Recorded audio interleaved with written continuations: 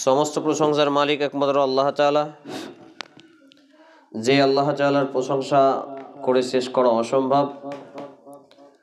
সে আল্লাহ রাব্বুল আলামিনের প্রশংসার লক্ষ্যে আমরা আন্তরিকতার সাথে পাঠ করি, আমরা বলি আলহামদুলিল্লাহ। অতঃপর অসংখ্য দরুদ ও সালাম শান্তির ধারা বর্ষিত হোক সর্বকালের শ্রেষ্ঠ মহামানুষের প্রতি, আমরা বলি আল্লাহুম্মা সাল্লি আলাইহি আল্লাহুম্মা বারিক আলাইহি সাল্লাল্লাহু তাআলা আলাইহি ওয়াসাল্লাম। আজকের সংক্ষিপ্ত টাইমে আলোচনার বিষয় নামধারী মুসলিম, বা শুধু নামেই মাত্র মুসলিম, ইবাদত ছাড়া মুসলিম। উল্লেখিত বিষয়ের প্রতি পবিত্র কোরআন এবং সেই সুন্নাহর আলোকে এক গুরুত্বপূর্ণ তথ্য ও তথ্যবহুল বিবরণের আপ্রাণ প্রচেষ্টা রাখছি ইনশাআল্লাহুল আজিজ। ওয়া মা তৌফিকি ইল্লা বিল্লাহ, আলাইহি তাওয়াক্কালতু ওয়া ইলাইহি উনীব। নামধারী মুসলিম বা ইবাদতবিহীন মুসলিম, এই শিরোনামে আলোচনাগুলো হয় না বললেই চলে। এর কারণ আমাদের A to Z ডকুমেন্টসে যদি আমরা দেখি, দরজাটা লাগিয়েছে আসুন, PAN card, voter card, Aadhaar card, digital card, ration card সহ যাবতীয় নথিপত্রে আমাদের যে লকআপ, আমাদের যে পরিচয়, সেটাতে আমরা যেটা পরিচয় বহন করি সেটাতে আমরা লিখি যে আমরা মুসলিম। কিন্তু মুসলমান দাবি করে বা লিখনিতে এরকমভাবে মুসলমান হওয়া যায় না। মুসলমান হতে গেলে আমাদের ব্যক্তিগত জীবন এবং পারিবারিক জীবনকে ইসলামিক ধাঁচে, রূপে, গঠনে, আকৃতিতে তাকে পরিপূর্ণতা রূপ দিতে হয়। অর্থাৎ ইসলামিক লেভেল এটা দাবি করার নয়, মুসলিম এটা দাবি করার বিষয় নয়, এটাকে জীবনে বাস্তবায়নের নাম হচ্ছে মুসলিম। আমরা যদি দেখি আল্লাহ রাব্বুল ইজ্জাত তিনি বলেছিলেন, আয়াতটি সম্ভবত সূরা আল বাকারার মধ্যে রয়েছে, যে তিনি বলেছিলেন সেই সময়ের বিশ্বনবী নবী ইব্রাহিম আলাইহিস সালাতু ওয়াস সালামকে, যে ইয ক্বালা লাহু রাব্বুহু আসলিম, তাকে যখন বলা হলো তুমি মহান প্রতিপালকের অনুগত হও, তখন তিনি বললেন ক্বালা আসলামতু লিরাব্বিল আলামিন, সুবহানাল্লাহ। অর্থাৎ আমি বিশ্ব প্রতিপালকের আল্লাহর কাছে আত্মসমর্পণ করলাম, মানে মুসলিম হলাম। সুবহানাল্লাহ। তাহলে সূরা আল বাকারা 2 নম্বর সূরা 100, আল্লাহ রাব্বুল আলামিন তাকে বললেন, অর্থাৎ ইব্রাহিম আলাইহিস সালামকে বললেন যে ইয ক্বালা লাহু রাব্বুহু আসলিম, হে ইব্রাহিম, আপনি আপনার বিশ্ব প্রতিপালকের মহান রবের অনুগতশীল হয়ে যান, মুসলিম হয়ে যান। তখন তিনি বললেন ক্বালা আসলামতু লিরাব্বিল আলামিন, আমি বিশ্ব জাহানের প্রতিপালকের আল্লাহ রাব্বুল আলামিনের অনুগত হলাম, অর্থাৎ মুসলিম হলাম। সুবহানাল্লাহ। অর্থাৎ একজন ব্যক্তি মুসলিম সে দাবি করে হতে পারে না, বরঞ্চ আল্লাহ ও তার রাসূলের অনুগতশীল হয়েই সে প্রকৃত অর্থে মুসলিম হতে পারে। ইকো সাউন্ডটা কমান, অত্যাধিক বেশি আছে। আল্লাহ রাব্বুল আলামিনের অনুগতশীল বান্দা এবং বান্দি হবে তারা যারা পবিত্র কোরআন এবং সহিহ সুন্নাহ দিয়ে নিজের জীবনকে গঠন করবে। পবিত্র কোরআন এবং সেই সুন্নাহ হলো যেই কোরআন আমি এবং আপনি আজকে আলমারিতে জুজদানে লেপটিয়ে রেখেছি।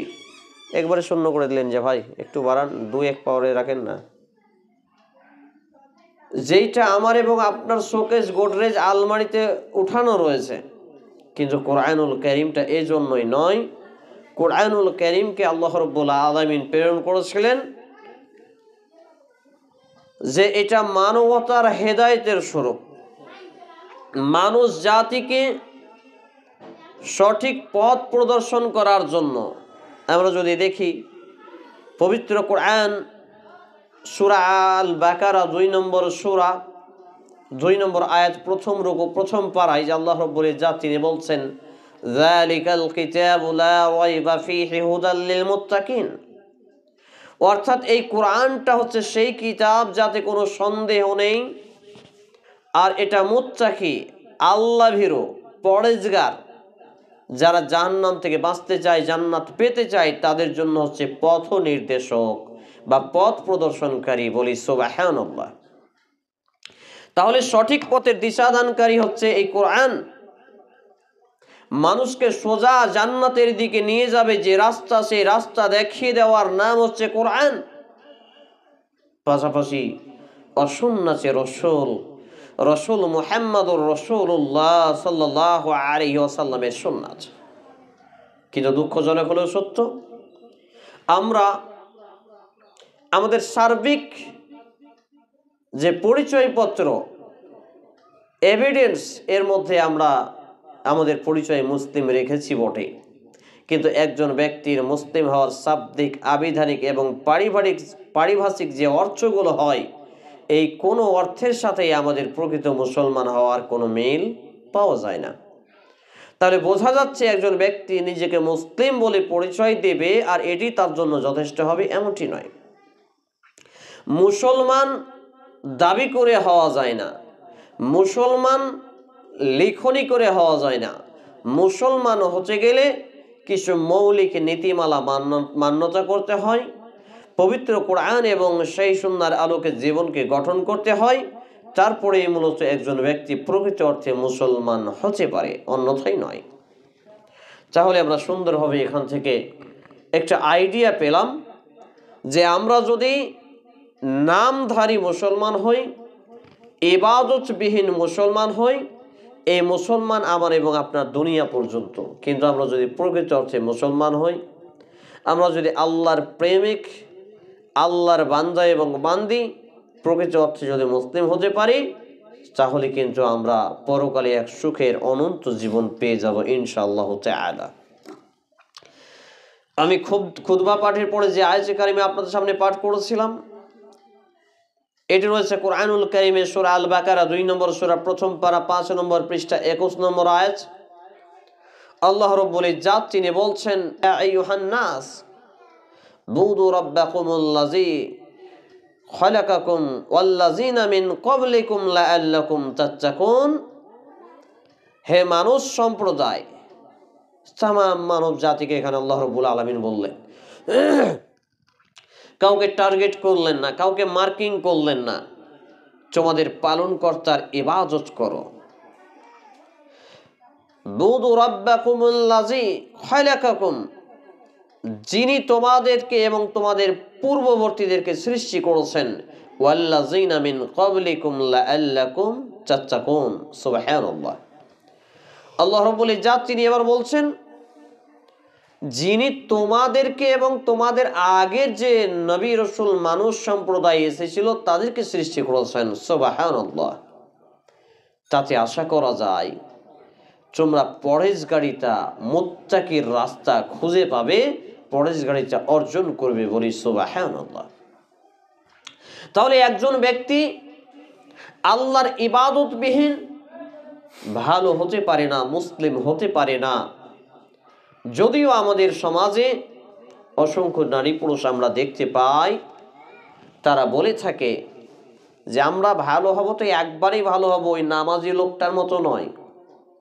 নামাজি লোকটা নামাজে পড়ে, ঈমান কম, আমার ঈমান ভালো কিন্তু নামাজ পড়ি না। নাউযুবিল্লাহি মিন যালিক, আস্তাগফিরুল্লাহ, হাদাহুমুল্লাহ। আল্লাহ তাআলা এদের হেদায়েত দান করুন। যারা মুসলমান ঘরে জন্মগ্রহণ করে বলে নামাজ পড়ি না কিন্তু আমার ঈমানটা তরতাজা মজবুত আছে, এরা টাটকা শয়তানের মুরিদ, টাটকা শয়তানের অনুসারী। এর কারণ হলো নামাজবিহীন কোনো ব্যক্তি একজন পরিপূর্ণ মুসলমানই নয়। সে মুসলমানই নয়, সে নাম ধরে মুসলমান দাবি করতে পারে, তার চলন ফিরন মুসলমানের সাথে হতে পারে, তার উঠা বসা খাওয়া পড়া মুসলমানের মতো হতে পারে, তার জন্মস্থান মুসলমান বাড়িতে হতে পারে, কিন্তু নামাজবিহীন কোনো ব্যক্তি মুসলমান কখনোই হতে পারে না। তাহলে আমরা বুঝতে পারলাম আল্লাহ রাব্বুল আলামিন এখানে সমস্ত মানুষকে বললেন যে তোমরা তোমাদের পালনকর্তার ইবাদত করো, মানে আল্লাহর ইবাদত করো। এবং কার ইবাদত? তাহলে সেই পালনকর্তাটা কে? যিনি আমাদেরকে সৃষ্টি করেছেন এবং আমাদের পূর্ববর্তী বাপ, চাচা, দাদা, নানা, খালা, 14 গোষ্ঠী, 18 পিঁড়ি, 90 পিঁড়ি, একেবারে আদি পিতা আদম আলাইহিস সালাম থেকে শুরু করে আজ পর্যন্ত, এমনকি কিয়ামত পর্যন্ত যতগুলো মানুষকে আল্লাহ রাব্বুল আলামিন সৃষ্টি করেছেন, সকলের প্রতিপালক হলেন আল্লাহ রাব্বুল আলামিন। বলি সুবহানাল্লাহ। এবং এর মধ্যে আমরা কি করতে পারবো? আল্লাহর ইবাদত করে পরহেজগারিতা অর্জন করতে পারবো। তাহলে এখান থেকে সুস্পষ্টভাবে ধারণা পেয়ে গেলাম যে আল্লাহর ইবাদতবিহীন কোনো ব্যক্তি, নারী পুরুষ, সে প্রকৃত অর্থে মুসলমান হতে পারে না। এটা নামধারী মুসলমানের পরিচয়। দুর্ভাগ্যজনক ক্রমে আমাদের সমাজে যেই সব নারী পুরুষ বসবাস করে, তারা আল্লাহর ইবাদত বলতে শুধুমাত্র নামাজ, রোজা, কোরআন তেলাওয়াত এগুলোকে মনে করেন। কিন্তু আল্লাহর ইবাদত নারীদের জন্য হলো স্বামীর আনুগত্য করা। সুবহানাল্লাহ। স্বামীর আনুগত্য করাও আল্লাহর ইবাদত। কারণ কোনো আদর্শ নারী, কোনো মুসলিম নারী যদি তার বৈধ কাজে স্বামীর আদর্শ আনুগত্য না করে, তাহলে সেই নারীর কোনো নফল, কোনো ফরজ, কোনো সুন্নাত, কোনো দান সাদকা, কোনো ইবাদত আল্লাহ রাব্বুল আলামিন কবুল করবেন না। বলি নাউযুবিল্লাহি মিন যালিক। অর্থাৎ নারীর জন্য স্বামীর আনুগত্য এতটাই ভাইটাল পয়েন্ট,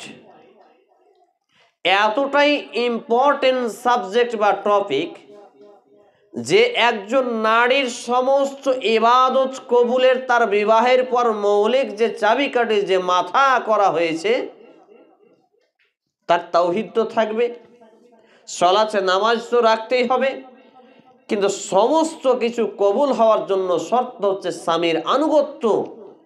যদি কোনো নারী স্বামীর আনুগত্যবিহীন এসব কাজ করে, নামাজ, রোজা, হজ, যাকাত, তার কোনো ইবাদত আল্লাহর কাছে কবুল হবে না। এখানে উদাহরণস্বরূপ আমরা এইভাবে পরিবেশন করতে পারি যে আপনার স্বামী মাঠ থেকে খেটে এসেছে, প্রচণ্ড রৌদ্রের দিন, এসে বলেছে অমুকের মা 1 গ্লাস পানি ঢেলে দাও। আপনি বলছেন ওইখানে গ্লাস আর ওইখানে কলসি রাখা আছে, পানিটা ঢেলে খেয়ে নাও। যদি এ কথা বলেন, আপনার স্বামী যদি আন্তরিকভাবে ব্যথিত হয়, ব্যথা পায়, ওয়াল্লাহি আল্লাহর কসম, ওয়াল্লাহি আল্লাহর কসম, ওয়াল্লাহি আল্লাহর কসম, আপনার কোনো নামাজ, কোনো রোজা, কোনো দান সাদকা, কোনো ইবাদত আল্লাহ তাআলা কবুল করবেন না। নাউযুবিল্লাহি মিন যালিক। এটা হচ্ছে ইসলাম। পক্ষান্তরে কিছু নারীবাদী শিয়াল মার্কা পুরুষ বলে যে ইসলাম শুধু নারীদেরকে রাখাইল বানিয়ে রেখেছে। নাউযুবিল্লাহি মিন যালিক। কিন্তু এর অপর দিকে নারীকে আল্লাহ রাব্বুল আলামিন এবং তার প্রিয় হাবিব মুহাম্মদুর রাসূলুল্লাহ সাল্লাল্লাহু আলাইহি ওয়াসাল্লাম এক অমূল্য মর্যাদা দিয়েছেন মা হিসাবে। একজন পুরুষ, সে তার মায়ের মনে সামান্য বিন্দু পরিমাণ কষ্ট দিয়ে, তার মাকে আঘাত দিয়ে, তার মায়ের মনকে অসন্তুষ্ট করে, তার বৈধ আচরণে যদি তার মাকে যে কোনো শরিয়া ভিত্তিক কাজে যদি কষ্ট দিয়ে থাকে, তাহলে সেই পুরুষের নামাজ, রোজা, হজ, যাকাত কিচ্ছু কবুল হবে না। বলি নাউযুবিল্লাহি মিন যালিক। অপরদিকে বাপকেও যদি অসন্তুষ্ট করে, বাপের সেবা যত্ন, মায়ের সেবা যত্ন না করে কোনো পুরুষ যদি হজও করে 82 বার 86 বার, সারা রাত তাহাজ্জুদ পড়ে, কোনো ইবাদতে ঘাটতি রাখে না, কিন্তু বাপ মাকে কষ্ট দেয়, বাপ মায়ের সেবা নেই না, বাপ মাকে ভালো ড্রেস পোশাক দেয় না, বাপ মায়ের ভালো প্রয়োজনীয় যে জিনিস লাগবে সেগুলো মেটায় না, বার্ধক্যে বয়সে চলে গেছে বাপ মা, এখনো খাটে আর চাটে, কিন্তু না খাটলে খেতে পাবে না, এরকম পরিবেশ পরিস্থিতি যদি হয়ে যায়, আর কোনো ছেলে যদি তার থাকে, সে যত বড়ই আল্লাহর আবেদ হোক, ইবাদতকারী বান্দা হোক, তার ইবাদত আল্লাহর কাছে কবুল বা গৃহীত হবে না। এর থেকে লজ্জাজনক কি হতে পারে? তাহলে এই পয়েন্টগুলো ইবাদতের সঙ্গে জড়িত ছিল, যার জন্য আলোচনা করলাম, যদিও বিষয়টা সেই দিকে নয়। তাহলে একজন নারী পুরুষ ইসলামের জ্ঞান অর্জন করবে এবং আল্লাহর ইবাদত করবে। ইসলামের জ্ঞান বাড়িতে শুয়ে থেকে হয় না, ইসলামের জ্ঞান অর্জন ঘরে বসে থেকে হয় না, ইসলামের জ্ঞান অর্জন শুধু বিড়ির কোলা নিয়ে ব্যস্ত থাকলে হয় না। ইসলামের জ্ঞান অর্জন করতে গেলে মেহনত লাগে, সময় ব্যয় করা লাগে, অর্থ খরচ করা লাগে, অনেক ত্যাগ এবং তিতিক্ষা লাগে, নইলে ইসলামের জ্ঞান অর্জিত হয় না। এরপরে যদি আমরা দেখি, আল্লাহ রাব্বুল আলামিন তিনি আরেকটু এগিয়ে কি বলেছেন?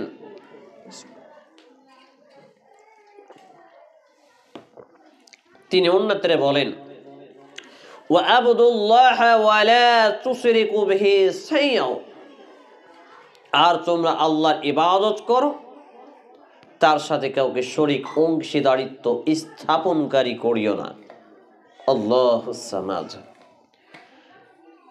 আল্লাহর ইবাদত করতে বলা হলো, তার সাথে অপর কাউকে শরীক জড়িত করতে বারণ করা হলো। এখানে একটা ভাইটাল সাবজেক্ট রয়েছে, সেটা হচ্ছে শিরক বা অংশীদারিত্ব স্থাপনকারী বা ভাগীদার বানানো। মনে করুন আপনার স্বামীর স্ত্রী আপনি একাই, আপনার স্বামী আপনাকে বিবাহ করে নিয়ে গেছে। এখন আপনার স্বামী যদি আপনাকে পরপুরুষের সঙ্গে দেখে, আপনার স্বামীর মেজাজ কেমন হবে? লা হাওলা ওয়ালা কুওয়াতা ইল্লা বিল্লাহ। যে আল্লাহ রাব্বুল আলামিন আমাকে এত সুন্দর অবয়ব আকৃতি দিয়ে আমাকে আপনাকে সৃষ্টি করলেন, বিভিন্ন বর্ণের, বিভিন্ন রঙের, বিভিন্ন চেহারার, বিভিন্ন গঠনের, বিভিন্ন হাইটের, বিভিন্ন কণ্ঠের নারী পুরুষ করে বানালেন, যে আল্লাহ রাব্বুল আলামিনের পৃথিবীতে আমি এবং আপনি বসবাস করি, যে আল্লাহ রাব্বুল আলামিনের দেওয়া অক্সিজেন আমরা গ্রহণ করি, কার্বন ডাই অক্সাইডকে আমরা ছেড়ে দিই, যে আল্লাহ রাব্বুল আলামিনের অসংখ্য অগণিত নিয়ামত আমরা করি, সেই আল্লাহ রাব্বুল আলামিনের সঙ্গে যদি আমরা কাউকে শরীক স্থাপন করি, তাহলে সেই আল্লাহ রাব্বুল আলামিনের রাগ বা মেজাজটা কত হতে পারে? তিনি বলছেন, যদি কেউ আমার সঙ্গে অন্য কাউকে অংশীদারিত্ব করে, আমার সঙ্গে শিরক করে, শরীক স্থাপন করে, তাহলে আমি তাকে ধরবো আর জাহান্নামে নিক্ষেপ করে দিব। নাউযু বিল্লাহি মিন যালিক, আস্তাগফিরুল্লাহ। এটা হচ্ছে শিরক। তাহলে আমাদেরকে আল্লাহ রাব্বুল ইজ্জাত সূরা আন-নিসা 4 নম্বর সূরা 5 নম্বর পৃষ্ঠা 5 নম্বর পারা 84 নম্বর পৃষ্ঠা আয়াত নম্বর 36 আল্লাহ রাব্বুল আলামিন বললেন, ওয়া'বুদুল্লাহা ওয়া লা তুশরিকু বিহি শাইআ, তোমরা আল্লাহর ইবাদত করো আর তার সঙ্গে কাউকে শরীক স্থাপন করো না। এখন আল্লাহর ইবাদত যদি একজন নারী মনে করে যে শুধুমাত্র নামাজ রোজা, আর হাবিবুল্লাহ সাহেব বললেন যে স্বামীর আনুগত্য, বাস এইটুকুর মধ্যে সীমাবদ্ধ না। আল্লাহর ইবাদত হলো অনর্থক কথা ও কাজকে পরিত্যাগ করা। বলা যাবে না সুবহানাল্লাহ? অনর্থক কথা ও কাজ কি? ফেসবুকে একটা ছেলে একটা ছবি ছেড়েছে, একটা মেয়ে একটা ছবি ছেড়েছে, আপনি অযথা বলছেন হাই, হ্যালো, তারপর আপনার বিউটিফুল, ওয়ান্ডারফুল, আর কত রকমের, এগুলো অনর্থক কথা ও কাজ। এগুলোকে যদি কেউ ছেড়ে দেয়, তাহলে সেই ব্যক্তি ইবাদত করলো বলি সুবহানাল্লাহ। পক্ষান্তরে নবী মুহাম্মদুর রাসূল সাল্লাল্লাহু আলাইহি সাল্লামের ভাষা, তুমি কথা বললে উত্তম কথা বলো, ভালো কথা বলো, অন্যথায় চুপ থাকো। তাহলে ভালো কথা বলা হচ্ছে সাদাকা, আর চুপ থাকা হচ্ছে ইবাদত, পরিশ্রম বিহীন ইবাদত বলি সুবহানাল্লাহ। একই রকম ভাবে একজন নারী তার পা থেকে মাথা পর্যন্ত একটা কালো পোশাকের মধ্যে আবদ্ধ করে রাখবে, তার পা থেকে মাথা পর্যন্ত কোনো অঙ্গ প্রত্যঙ্গ, কোনো পরপুরুষ, কাকাতো ভাই, মামাতো ভাই, দুলা ভাই, ফুফাতো ভাই, বন্ধু বান্ধব, চাচতো চাচা, চাচতো মামা, কেউ তার শরীরে অঙ্গ প্রত্যঙ্গ চিহ্নিতকরণ করতে পারবে না যে কোন জায়গায় কি আছে। তাহলে এই ব্যক্তি যদি এইভাবে তার জীবনকে পরিচালনা করে এবং তার কণ্ঠস্বর যে একটা নারী কণ্ঠ, যে পর্দা, এই কণ্ঠটাকে যদি সে ধরে রাখে পরপুরুষ যাতে না শোনে, তাহলে এটাও হবে তার জন্য ইবাদত। বলি সুবহানাল্লাহ। ইসলাম কত সুন্দর জীবন ব্যবস্থা।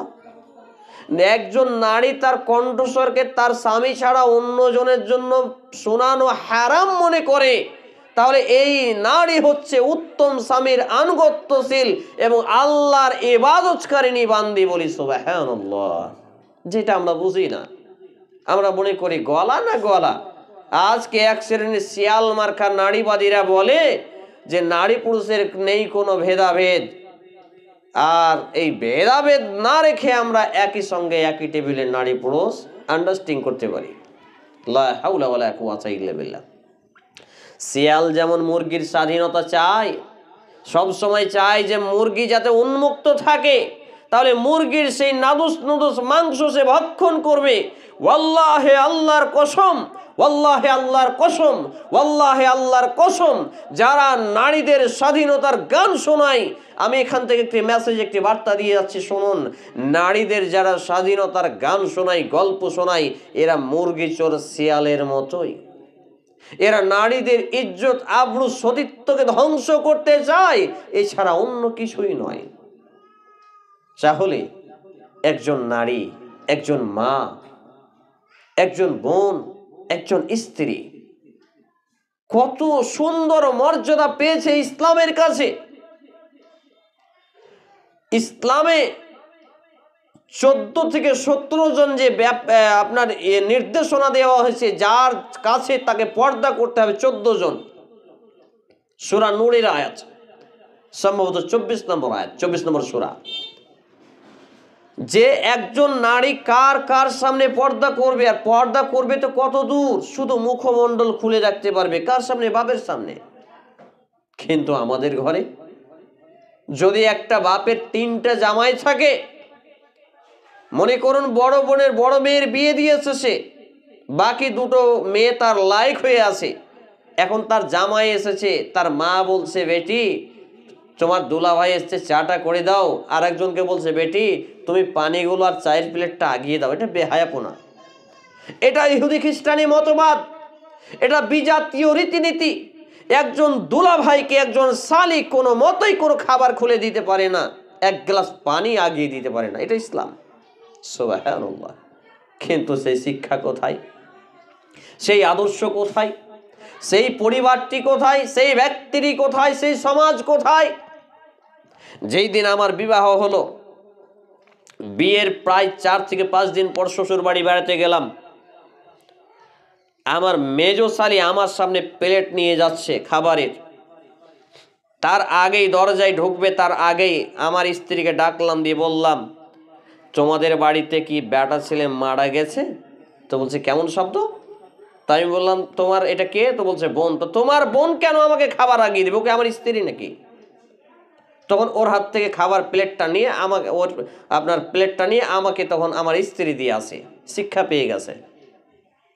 কোথাও সে মুসলমান হও আগুয়ান, কবি নজরুলের সেই লিখনি, সেই কবিতা আজকে বইয়ের পাতায় পড়ে আছে, বাস্তবে রূপদান নেই। বিভিন্ন সাংস্কৃতিক নাম করে অসাংস্কৃতিক অনুষ্ঠানে আবৃত করা হয় এই কবিতা, কিন্তু এই কবিতার ভাবার্থ, এই কবিতার মর্ম কথা, কবিতার এই সারাংশ কি এখনো মুসলিম জীবনে বাস্তবায়িত হয়নি।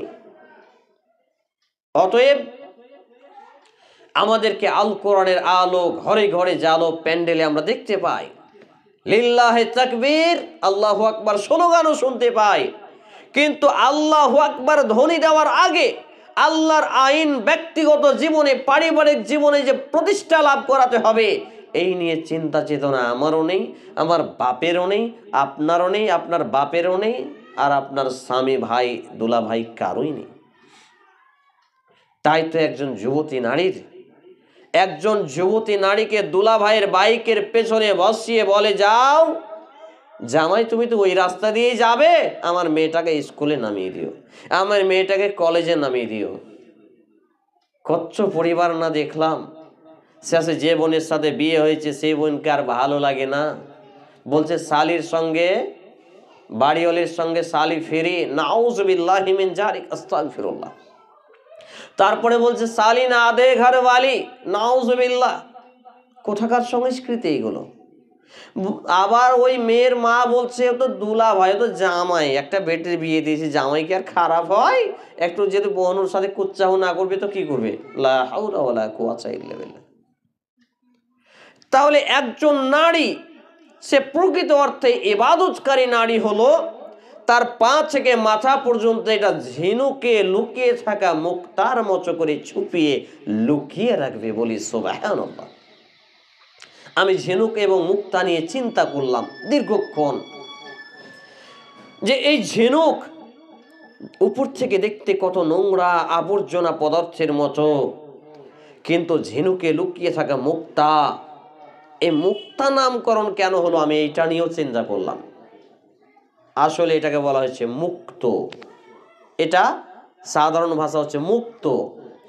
এই মুক্ত কথাটা হচ্ছে মানে যে কারো আবদ্ধ নয়, যে ঢেকে রাখা নয়, কিন্তু ঝিনুকের মধ্যে আবার ফের লুকিয়ে থাকে।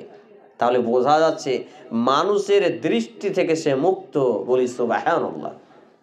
একজন নারী হবে এমন, সমস্ত পরপুরুষের দৃষ্টি তার নজরে পড়বে না, তার পা থেকে মাথা পর্যন্ত এই আমানতটা তার স্বামীর জন্য প্রযত্নে গড়ে তুলবে। এইরকম নারী পাওয়া যায়। আমি নাম ধরে যদি বলি হয়তো আমার নামে আবার কেস হয়ে যাবে। আমি এলাকার কয়েকটা কলেজের ছাত্র ছাত্রী এবং কিছু শিক্ষকের সঙ্গেও আলোচনা করেছি। বলুন তো, কলেজে পড়া নারীদের সতীত্ব কত % টিকে আছে? তারা বলতে বলতে এক পর্যায়ে বলছে, ভাই যদি বলতে হয় তাহলে বলি শুনেন, প্রত্যেক 1001 থেকে মাত্র 2 জন নারী পাবেন যারা তাদের সতীত্বকে টিকিয়ে রেখেছে, বাকি সবই সতীত্ব হরণকারী নারী। নাউজুবিল্লাহি মিন জালিক, আস্তাগফিরুল্লাহ। একটা রিপোর্ট দেখুন পত্রিকা, একটা কলেজের, আমি নাম বলছি না এখানে মিডিয়ার সামনে, বলছে এই কলেজের একজন নারী, বলছে একজন নারী, সে ওই কলেজের ছাত্রী, এই কলেজে যদি কেউ সতীত্ব হরণ করতে না চায় তাকে হাই র্যাঙ্কের একটা মার্কিং এর লোভ দেওয়া হবে গ্রেডের জন্য। তারপর তাকে কলা কৌশলে যদি না পারে এমন পর্যায়ে তাকে নিয়ে যাবে যে সে সতীত্ব নষ্ট করতে বাধ্য। বাংলা ভাষায় একটা ছেলে লিখেছিল ফেসবুকে যে সিল কাটা মেয়ে, আস্তাগফিরুল্লাহ। অর্থাৎ নিজের সতীত্ব, ইজ্জত, আবরুকে বিলিয়ে দেওয়া এই কলেজ, ইউনিভার্সিটি, স্কুলের ছাত্র ছাত্রীরা কিসের জন্য? পর্দার বিধান, তার শরীরের হেফাজত, ইজ্জত আবরুর হেফাজত, লজ্জা স্থানের হেফাজত, এটা যে তার জন্য ইবাদত, এই বিষয়টা সে জানে না। এই জন্য নাউজুবিল্লাহ, নিজের সতীত্বকে রক্ষা করা হচ্ছে একটা ইবাদত। খুলে দেখেন বুখারীর সেই হাদিসটা, নবী মুহাম্মদুর রাসূলুল্লাহ সাল্লাল্লাহু আলাইহি সাল্লাম বলছেন, কিয়ামতের মাঠে মাত্র 1 মাইল মাথার উপরে থাকবে সূর্য, লক্ষ কোটি গুণ মাথার উপরে সূর্য। চৈত্র মাসের, বৈশাখ মাসের গরম তাপ সহ্য করা যায় না। বাড়ির আঙিনাতে 1 বালতি পানি রেখে দিলে গরম উতলে যাওয়া পানি হয়ে যায়। সেই দিন মাত্র মাথার 1 মাইল উপরে সূর্য থাকবে, যেই সূর্য মানুষকে গলিয়ে ফেলবে। ঘামে কেউ হাবুডুবু খাবে, ঘামে কেউ সাঁতার কাটবে, ঘামে কেউ ডুবে যাবে, মরবেও না বাঁচবেও না, কত কষ্টের জীবন কাটবে। লা হাওলা ওয়ালা কুওয়াতা ইল্লা বিল্লাহ। সেই দিন 7 শ্রেণীর মানুষ আল্লাহ তাআলার আরশে আজিমের ছায়া তলে ছায়া পাবে। জনমধ্যে 1 শ্রেণীর নারী পুরুষ হচ্ছে তারা, যেই পুরুষকে একজন সুন্দরী নারী বলল, চলো আমার সঙ্গে জেনা করবে, যেই নারীকে কোনো একজন সুশীল ধন সম্পদশালী ছেলে বলল চলো আমার সঙ্গে রাত্রি কাটাবে, কয়েক ঘন্টা সময় কাটাবে, কিন্তু সে বলল ইত্তাকিল্লাহ, আমি আল্লাহকে ভয় করি, এই বলেছে এই প্রস্তাবকে লাথি মেরে ছুঁড়ে ফেলে দিয়েছে, এই নারী পুরুষ সেই দিন আরশে আজিমের ছায়াতলে ছায়া পাবে। বলি সুবহানাল্লাহ। কি মর্যাদা, কি অফার, কি ফ্যাসিলিটি! কিন্তু এই বিষয়, এই সাবজেক্ট, এই টপিক নিয়ে ভাবনা চিন্তা করার সময় না আমাদের আছে, না আমাদের ঘরের ছেলে মেয়েদের আছে, না আমরা এইসব নিয়ে চিন্তাশীল হতে পারি। কারণ আমাদের ছেলে মেয়েদের এই ক্ষণস্থায়ী জীবনে শুধু এই মাস্টারেট করো, এই ইন্টার পাস করো, এইটা করো, এই ডক্টরেট করো, এই আর কিছু করো, এই একটা একটা করে করতে করতে তার বয়সটাকে ভাটিয়ে এক্সপায়ার ডেটে ফেলে দিই। কিন্তু দিনের জন্য, পরকালের জন্য, জাহান্নাম থেকে বাঁচার জন্য, জান্নাত পাওয়ার জন্য, তার ব্যক্তিগত জীবনকে ইহকালীন শান্তি এবং পরকালীন মুক্তি লাভের জন্য, তার পারিবারিক জীবনকে ওই একই ধাঁচে একই গঠনে মানার জন্য, পরিচালনা করার জন্য কোনো পদক্ষেপই নেই। তাই তো একজন ব্যক্তি যখন যুবক হয় সে নিজের ক্যারিয়ার নিয়ে ভাবনা চিন্তায় পড়ে যায়, সে ক্যারিয়ার নিয়ে চিন্তাশীল হয়ে যায়। কিন্তু তাকে যে ইসলাম পালন করতে হবে, তার ব্যক্তিগত জীবন থেকে পারিবারিক জীবনে যে তাকে ইসলামকে একবারে বেসিক একটা আর্জেন্ট বিষয় হিসেবে তুলে ধরতে হবে, এই বিষয়ে কিন্তু তার কোনো চিন্তা চেতনা জাগে না। কারণ যারা ইসলাম পালন করে তাদেরকে নিচু করে দেখানো হয়, তার একটা হচ্ছে দালাল মিডিয়া, দ্বিতীয় হচ্ছে আধুনিকতা, আর তৃতীয় হচ্ছে দুনিয়ালোভী বাপ মা, চতুর্থ হচ্ছে ইসলামবিহীন সমাজ বা পরিবেশ, পঞ্চম হচ্ছে ইসলাম বিদ্বেষী শিক্ষা প্রতিষ্ঠান, শিক্ষক শিক্ষিকা। এইভাবে এই পাঁচটি বিষয়, পাঁচটি টপিক আমাদের ঘরের মুসলিম ছেলে মেয়েদেরকে ইসলাম থেকে পিছিয়ে রেখেছে। আর আমরা বসে বসে কত প্রেমের কাহিনী পড়াতে ব্যস্ত, কত নিউজ দেখতে ব্যস্ত, কত কিসে ব্যস্ত। আর কোরআন যে কত নিউজ দিয়ে গেছে আমাদের, সেই নিউজের কোনো খোঁজ আমরা রাখি না। অতএব আসুন আমরা পবিত্র কোরআন এবং সেই সুন্নাহর আলোকে আমাদের জীবনটাকে গঠন করি প্রকৃত অর্থে লিল্লাহিয়াতের জন্য। ব্যক্তিগত জীবনে এবং পারিবারিক জীবনে আমরা ইসলামটাকে ইন্টারফেস করি। আল্লাহ রাব্বুল ইজ্জাত আমাদেরকে সেই তৌফিক নসিব করুন, আমরা বলি আল্লাহুম্মা আমিন। আল্লাহ রাব্বুল আলামিনের কাছে দোয়া রাখি, আল্লাহ রাব্বুল আলামিন আমাদের জীবনে জানা অজানা প্রকাশ্যে গোপনে যে কোনো পাপগুলো হয়ে থাকে সেই পাপগুলোকে আপনি মাফ করে দিন, আমরা বলি আল্লাহুম্মা আমিন। হে আল্লাহ তাআলা, আমরা যারা এখানে উপস্থিত হয়েছি, যেসব মা এবং বোন উপস্থিত হয়েছেন, তাদের অন্তরে ইসলামী ইমানি বীজ রোপণ করে সেই বীজকে অঙ্কুর গজে চারা এসে চারা থেকে সেই বড় একটা বৃহৎ বৃক্ষরোপণ হিসাবে কবুল করে নিন, আমরা বলি আল্লাহুম্মা আমিন। হে আল্লাহ তাআলা, এর মাধ্যম দিয়ে আমাদের সংশোধনের রাস্তা তৈরি করে দিন, আমরা বলি আল্লাহুম্মা আমিন। হে আল্লাহ রাব্বুল আলামিন, আমরা যারা অসুস্থ আমাদেরকে পূর্ণতা সেফায়ে কামিলা আজিলা দান করুন, আমরা বলি আল্লাহুম্মা আমিন। হে আল্লাহ তাআলা, আমরা যারা অভাবী আমাদেরকে হালাল রুজি দিয়ে অভাবমুক্ত জীবন দান করুন, আমরা বলি আল্লাহুম্মা আমিন। হে আল্লাহ তাআলা, আমাদের যারা যেমন আমার মা, নানা নানি সহ উপস্থিত মা এবং বোনদের আত্মীয় স্বজন কেউ বা কেউ মৃত্যুবরণ করেছে, আল্লাহ যে বা যারাই মুসলমান হয়ে মৃত্যুবরণ করেছে তাদের জীবনের ভুল ত্রুটি ক্ষমা করুন, তাদের কবরে শান্তির বিছানা বিছিয়ে দিন, তাদেরকে জান্নাতুল ফেরদাউস নসিব করুন, আমরা বলি আল্লাহুম্মা আমিন। হে আল্লাহ তাআলা, আমাদের এই দাওয়া ইসলাহিকে কবুল করুন, আমাদের ভুল ত্রুটি থাকলে সেগুলো সংশোধন করে এগিয়ে যাওয়ার তৌফিক নসিব করুন, আমরা বলি আল্লাহুম্মা আমিন।